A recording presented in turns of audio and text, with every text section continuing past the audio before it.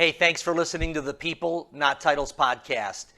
We are brought to you by our great sponsors, Land Trust Title Services, your partners for results. Well,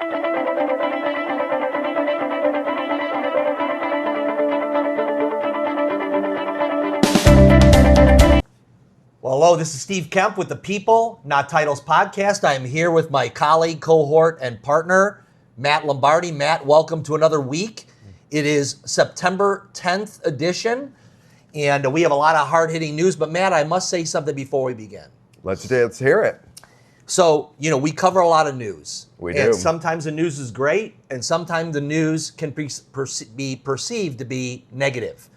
And what our real goal is to help you navigate through these times on your road to success. And we've gotten a lot of feedback over the last week, 2 weeks. Absolutely. From a lot of people. So thank you for the new watchers and listeners out there. Yes, welcome. Good to see you. And like we like to say, in about 30 minutes, we're going to give you your weekly digest of the news stories that are impacting our industry and that will impact your business and clients. Yeah, and your job is leverage it and then head to where you're heading. Okay, Matt, our headline is a troubling August jobs report. What are the key takeaways of the job report? So the job report comes out from the Bureau of Labor and Statistics. Yeah. And as we remember, was it last month when the report came out? Fake news. Fake news. President Trump did not like what he heard, and the director of the BLS was let go the next day. Yes. Or resigned the next day. Right. So here's the latest job report, which shows weak job growth. Only 22,000 jobs were added in the month of August,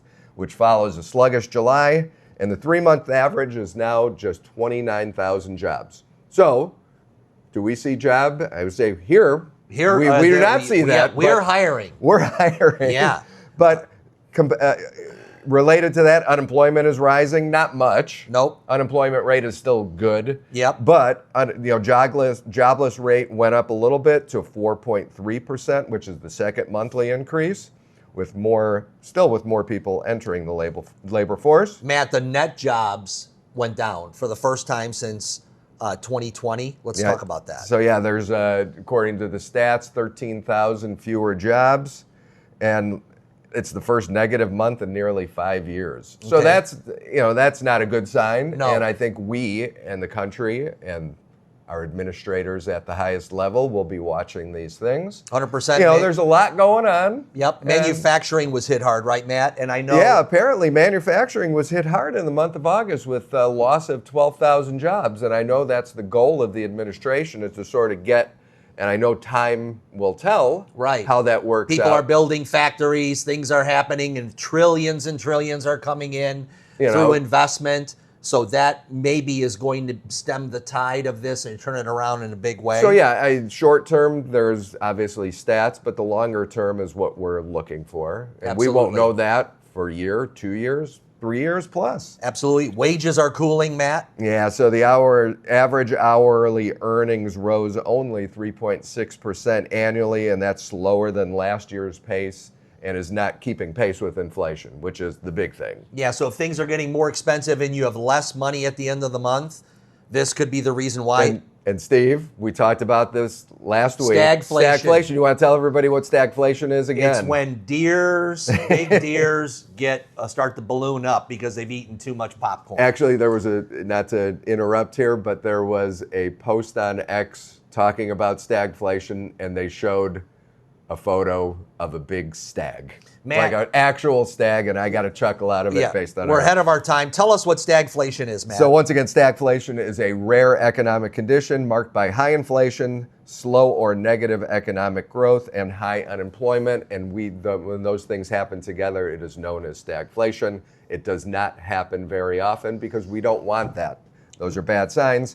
But what's the positive news, Matt, Steve? the positive news is all of this is going to, in our view and in many prognosticators' view, force the Fed's hand to likely cut rates. They say it's a 90% chance of a quarter point at least rate cut. And we have 1 week, Matt, for that rate cut. September 17th is the meeting. Steve, what does President Trump think of all of this? I think he thinks we're too late We needed to cut rates sooner. He says, too late, Powell. He dismissed the jobs data as rigged. Rigged. So yes. we'll see. Matt, and yeah, I did. Go ahead. No, you go ahead, Matt. The last point, and this was just announced yesterday, was the Bureau of Labor and Statistics stated that hiring over the 12 months ending this past March was overestimated by 911,000 jobs. Yeah, so in some ways, not a political statement. I agree that what Trump, as opposed to rigged, I think Trump's kind of saying we need to get down to the real number so we know what we're dealing with. Right. And so almost 1 million jobs were reported primarily by the Biden administration last year that were total bullshit. And so what's happening here is what I think Trump wants to get to the bottom of, or we want to get to forget what Trump wants. We want to know what's actually happening. Right, and for good or for bad, and no matter what your political bent is, what I will say is this current administration is going hard and fast at the institutions that are out there. Yes. And the approach may be, others may not like it, and how it's going about. And I think some within his circle may be saying, what are you doing? This is too hard and fast.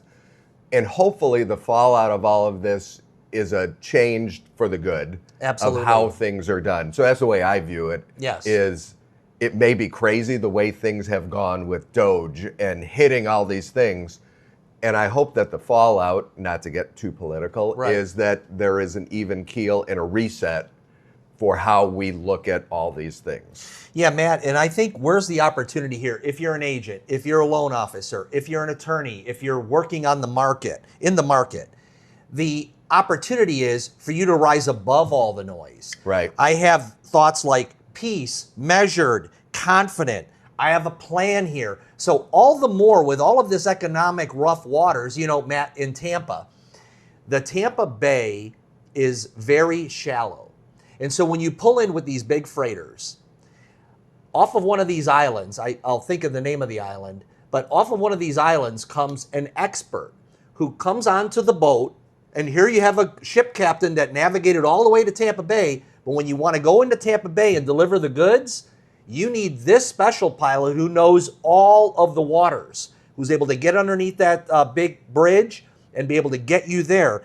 You, if you're a real estate professional in one way, shape, or form or another, you are that professional that is going to help folks get through these tricky waters. I think your value is going up with every piece of news that makes someone tentative. That's my opinion, Matt. I love what you just said. Thank you, Matt. You realtors out there, you attorneys out there, you are the navigators of your deals and your business and helping your clients navigate the complexities, because your clients definitely don't know more than you, and you don't want them to think they want more. They want to hire you as an expert, so help them navigate these waters. 100%, Matt. Fantastic. And let's further on these waters, let's talk about housing, because things are getting tricky in housing. The housing market is spiraling down. Yeah. And let's talk about what's happening in the stats. So this is an article, and I mentioned this in a previous podcast, by a publication named Seeking Alpha. This was recommended by a viewer, so I appreciate that. And the author is a gentleman named Brett Jensen, where he says the housing market is spiraling down, raising risks for the economy and even the stock market, which is all interrelated. Absolutely. I mean, the whole financial system is interrelated, so one goes up, one goes down, but real estate, I think, is 5% of our GDP when you put everything into it. So it is a huge component of our economic engine. So what's happening with prices and foreclosures, Yeah, and Matt? some of the key points here we have covered, but we're going to recover them as part of this outline, is falling home prices and rising foreclosures, crush consumer confidence, critical since consumer spending drives about 70% of the U.S. GDP. New homes are now cheaper than existing homes. We talked about that, which is a disconnect, and that's an anomaly. Builders like Lennar are offering massive incentives, averaging 13% of their sales revenue. That's the highest since 2009 when the market was in the dumpster. Yep. And new home builders were trying to get rid of inventory, so incentivizing those people to buy. So that's And we talked about Warren Buffett betting on the builders, Matt, so don't be surprised if we see new homes popping up everywhere. Let's go. What is existing homes are at they're at nearly a 30-year low, which we talked about. It's the lowest since 1995. And as we've talked about, and as this year is shaping up, it's going to be flat year over year and year over year over year. Home prices have held up due to the pandemic-era stimulus, Fed rate cuts, and asset inflation. And these last 2 points, I think, are the most important, that the wealthiest 10% in the U.S. are now driving nearly half of consumer spending, with luxury homes, often, which are usually cash deals these days, are propping up the averages of median home price sales, which is 100% true. Miami is a market where all cash deals, $1 million plus, $2 million plus, no problem. Right. And you go to other areas of Florida, the inventories are so high they can't give away the properties due to all the factors we've talked about. And affordability is at historic lows as incomes haven't kept up with prices, while the cost of insurance taxes and homeowners association fees have continued to go up. Matt, we were at a conference together, and they asked around the table, what are some of the ways that you would talk about the real estate market? And the words that came up, stagnant, stuck, but there was opportunity and all that. What is going to help us get this unstuck? The 3 potential fixes for affordability, Matt. So Mr. Jensen states that there's potentially 3 outcomes here, which I think are true. One, or these are going to happen. Number 1, rising incomes. Highly unlikely given the job market strains and what's happening with AI. Number 2, lowering of mortgage rates. But you would need to lower them if you watched our episode last week. In some places, even if there was 0% mortgage rate, would be unaffordable. It's still unaffordable. And the most probable outcome is that home prices will eventually fall. Now, will they fall like in 08, 09, Steve? I don't think so. I don't think so either. Yeah, no, for many reasons, and we'll maybe cover that in a second segment. And Matt, here's the main point here. To be so myopically focused on what's the price or what's this, remember, if you're buying a home to live in, you're going to be holding it for a long time. And over time, we've talked about that prices are going to rise. You're building an asset. You're buying a place that your family is going to enjoy, create memories in. So, don't be so caught up in what's the Zestimate or blah, blah, blah. Get your house, raise your family. There's so many benefits, and we could spend, I think, an entire 30 minutes talking about the benefits. Absolutely, we might, Matt. But you're building equity. You have a home. You have a structure. You can pull money out when you need to. You can tell someone, you can stand on your porch and say, get off my property. Or other things. Or other things. Don't have your dog crap on my lawn. Okay, Matt, big leadership moves are shaking up the real estate industry.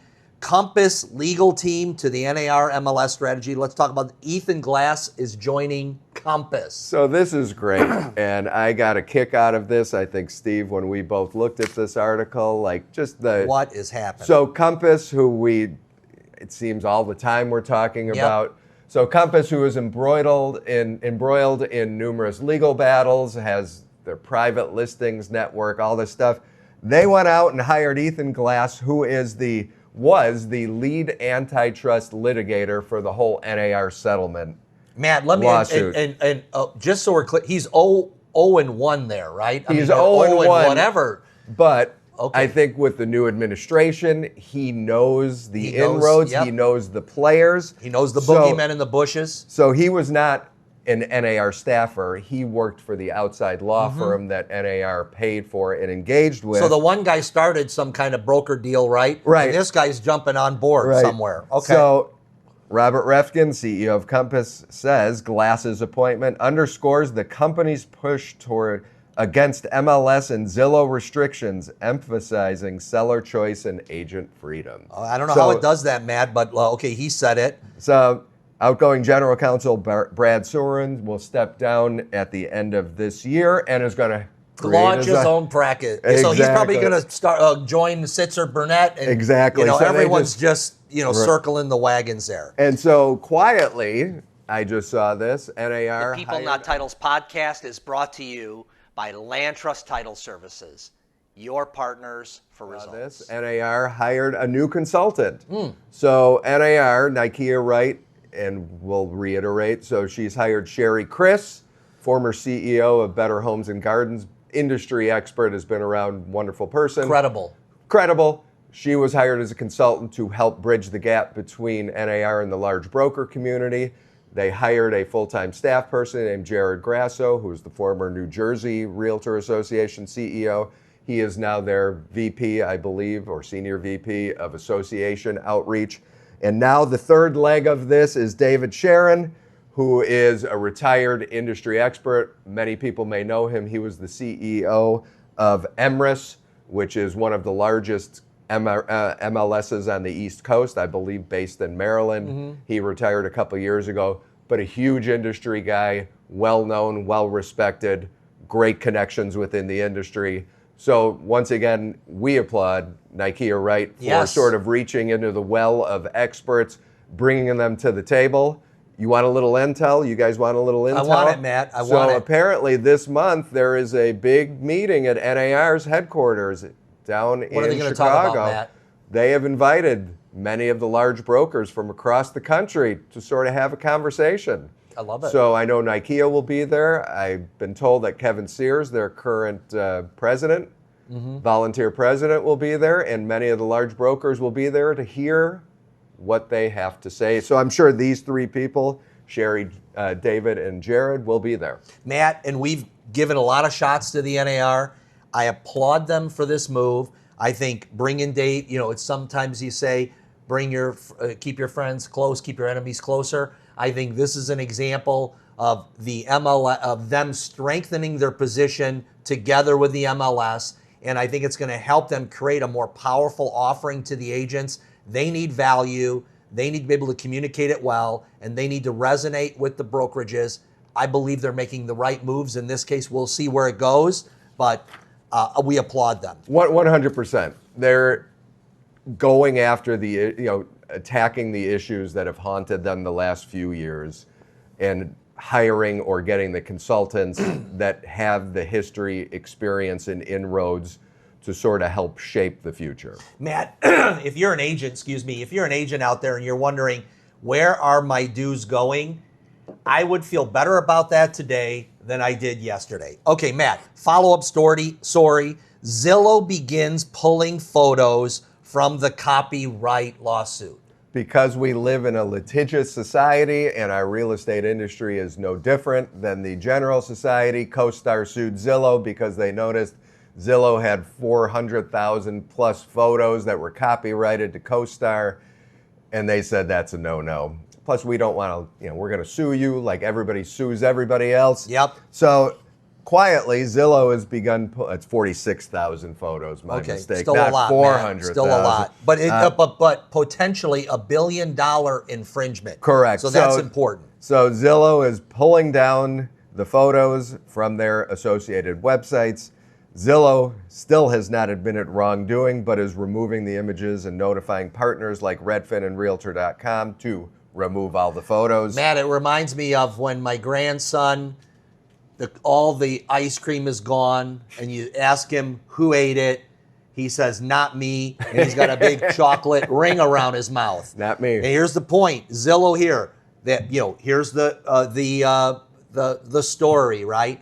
Stealing leads, stealing listings, stealing data, stealing information legally, okay, and now really stealing photos. Right. I mean, come on. Right. So that's the big thing. Zillow has until the end of this month, September 30th, to formally respond in court of what's happening. They're still saying we did nothing wrong. We'll keep our eye on it, We'll keep our eye on it, but just a little update as we've talked about in previous stories. Matt, so you always say that the greatest thing that could happen is competition enters the marketplace. And competition via the American Real Estate Association area have begun. Let's talk about this. So 2 years ago, when NAR was embroiled with sexual harassment lawsuits and other things, the American Real Estate Association was birthed. And it was founded by a Compass agent named Jason Haber. And the association, they want to live in unity with NAR. Yes, for now. And, you know, I wouldn't say the association has had rapid growth, but it's moving forward as a trade group in comparison to NAR. Matt, they have 10,000 members.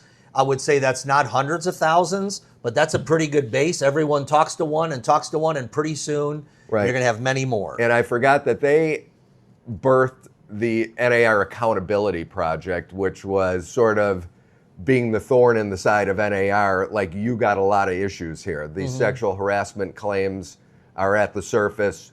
Fix it. Right. Fix your company. And Matt, they came in, to their credit, they came in before the settlement. So they had an inkling, a feeling they weren't being properly represented. And in my view, the brokerage industry wasn't properly represented during that lawsuit. Right. And so here we go. They're in the catbird seat in some ways. Let's talk about some of the other things, Matt. So they're forming. They have now a de facto governance structure, which includes a 5-member board, which includes some real estate people as well as legal counsel. This includes Haber, the co-founder of the association, Mauricio Umansky, who we've talked about. He's a celebrity realtor out in California. Yep. 2 real estate growth company founders, and Douglas Elliman, general counsel, Diva Roberts. So they have a governance board now, so they're formalizing what's happening. Apparently they have a couple first corporate sponsors, and they're transitioning to a staffed organization. They're hiring its first executive director and going to build out their teams. They have a due structure. There's a website, I think it's American RIA, but if you did American Real Estate Association, you would find it. If you want to be a member, it's only what are the dues? Only $20. $20 a join per year. And, you know, I think you get access to whatever they're going to be doing, some discounts on future events, or for $1,500, you could become what is known as a founding member, and that gives you 10 years of membership dues plus some enhanced benefits. Matt, I think it's great. I think it's great to have an option. NAR is powerful. They're strong. They are saying they want to coexist. Anytime you have someone putting pressure on the NAR to get better and differentiate themselves, it's a good thing. I think we can thank these people for what they're doing. Okay, let's talk about Texas broker Lou Italis. Lou is a female. She is a female. Okay, and she is not backing down. No, so we talked about this a few times over past episodes. So Lou Italis is a Texas-based brokerage, manages a Texas-based brokerage, and the last thing was kicked up to the appeals. The first, I'm sorry, I'm getting ahead of myself. The first ruling was NAR is not liable. There's not monopoly. Lou lost the first battle. Lou lost it and appealed, and now she's saying, I don't care. So she's fired off a fresh legal motion after appealing the dismissal of the case. She filed a motion last week on September 5th, asking the court to block NAR, the state and local realtor association, and the Paragon, their local MLS, from enforcing membership rules during her appeal. An example she cited was the Wichita Falls Association's allegedly invoiced her brokerage for dues she says aren't owed, highlighting how NAR's policies play out locally. Matt, I think there's a David and Goliath opportunity here. And hey, this might go away and might be a nothing burger, but it could be something where you start to get a groundswell. Other people feel the same way. We'll see. We'll keep our eye on that. Matt, Remax Premier picks up 5 Compass offices in Chicagoland. This is a head scratcher. This is a head scratcher, and Steve and I think many others were really surprised because you never hear of a Compass being acquired, a large Compass group or a productive Compass group going somewhere else. It's always the other way around, that Compass is bought out or merged with or acquired this Premier group. So this made headlines here locally in the Chicago marketplace that these Compass agents decided to go with Remax. Absolutely. Matt, what are the key points of the deal? So who'd they buy? So Remax Premier Chicago has acquired 5 Compass offices, and these are in some of the high-priced real estate markets on the North Shore, which include Lake Forest, Highland Park, Glencoe, Winnetka, and Glenview. These North Shore suburbs feature some of the highest prices in Chicagoland. What's Lake Forest's median home price? $1.4 million, Matt. $1.4 million. Yeah, it's a place that Remax Premier wasn't, and now they are. They're positioning themselves, saying, "Hey, this is big global exposure. A lot of big players out there on the North Shore. Creates a splash for them." Remax was kind of sitting back while Fulton Grace came in here, did a big deal. Compass and what happened there, and then Baird and Warner and Dreamtown. Right. And so they're looking at this saying, "Hey, we need to get off the schneid. We need to make a splash." And I think, Matt, the other aspect of it is maybe that Compass group saw themselves as having to compete with that, and they didn't want to do that in that North Shore.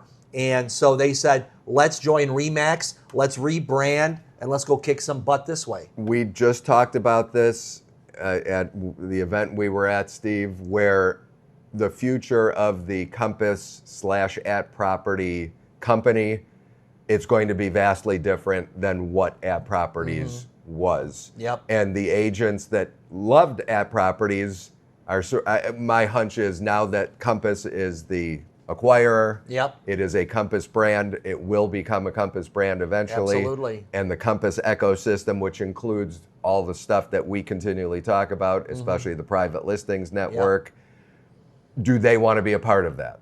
You know, where @properties was this local homegrown brokerage. People liked it. They were progressive. They were new. The founders were fun. They knew the marketplace. We want to be a part of that. That's going to go away. Right, and this group of 5 offices, their answer to do I want to be a part of it is no. Right. I don't want to. So very interesting from the local Chicago perspective that these high production Compass agents have decided to go with Remax Premier. You know, I don't know who went after who. Yep. But agents are always getting poached, if you will. Poached, recruited, attracted, whatever it is. And you know, Matt, what I think is happening is you have the leadership here that says, yep, we're going to join Remax. But guess what? There's a whole bunch of agents that are now ripe for the picking. Who knows how it'll shake out? Will these be empty offices in a year from now? Yep. We will report on it, Matt. I have a thought about this, if you wouldn't mind. Let's hear it. I would love it. So you agents out there, you control not only your business, but also you, and you are the CEO of your business. And if you are currently in a brokerage in transition, you currently are in a brokerage that you're questioning, why am I here? Whether it's financially or culture, you have a choice. And you can choose to work at the local brokerage or start your own brokerage if you want to. Or and shop your wares. Right. And so if you're in the industry and doing some business, I guarantee that you are being talked to and trying to get recruited. And if that is the case and you're open to that, make the best decision for you and how you are. 100%. Because there are companies everywhere that can fit your culture 100%. And the culture of your clients. Yes. All right, Steve, I have a feeling what we're going to talk about next. Yeah, so we have to talk about, just briefly, we're going to talk about the Bears' victory, Matt. Victory? Yeah. Victory? That was the victory coming up this way. The Bears' loss. I apologize. I was so sure we were going to win that I have a hard time talking and saying the Bears and loss in the same sentence. However, it was embarrassing. It was bad. And I guess it's going to be, do they have 16 games? 16 games remaining. Left. Okay, so I guess it's going to be 16-1 instead of the 17-0 that Market Trends originally predicted. One member of Market Trends predicted that outcome. I believe I said maybe 7 or 8 wins. We could roll the tape and find out. But yes, Steve and I unfortunately got to watch the game together with others. Yes. And it was horrific, sad. Yes. And just a complete meltdown by our beloved Bears from the coaching standpoint, the play calling, trying to play it safe, finishing and then the game. Execution Matt. by the quarterback position. Yes. And so not a fun time to be a Bears fan. And it was like watching the Bears of the previous many years. Yeah, Matt and my brothers, we're in this group text and we're going back and forth, and my younger brother says, hey, 5 or 6 wins max this year. And I asked the question, it was crickets, which 5 or 6 are we actually going to win? Right. And no one had an answer. We don't know. But we're staying optimistic, Matt. It's week 1. We have to stay with the Bears. Oh, yeah, totally. Yeah. That's a long And they did season. recognize the 85 Super Bowl champs, Matt, which it didn't that's help. all we're talking about now. It didn't help. Most of the humanity was not alive for it, but that was a great team, Matt. Exactly. So, yeah, Chicago sports, always fun and exciting. Yeah. Cubs are still in the playoffs. Green Bay looked unstoppable. Yes. Poor Detroit. You know, my take on Detroit, and Detroit fans, I apologize. You're not the same team you have been. No. I believe losing your offensive and defensive coordinator are going to be very impactful. Matt, the good news is for them, they play the Bears this week. They do. All right. And they play them twice. They play them twice, right. So this is Market Trends signing off for the week of September 10th. Blessings. Have a great week. Stay positive. Get to where you're going to go. And Matt, thanks a lot. Always a pleasure. See you next week. Right. Hey, thanks for listening to the People Not Titles podcast. We are proudly sponsored by Land Trust Title Services. If you enjoyed the podcast, please hit the like button. Please subscribe. And we'd love it if you'd share our podcast with your friends. Thanks a lot.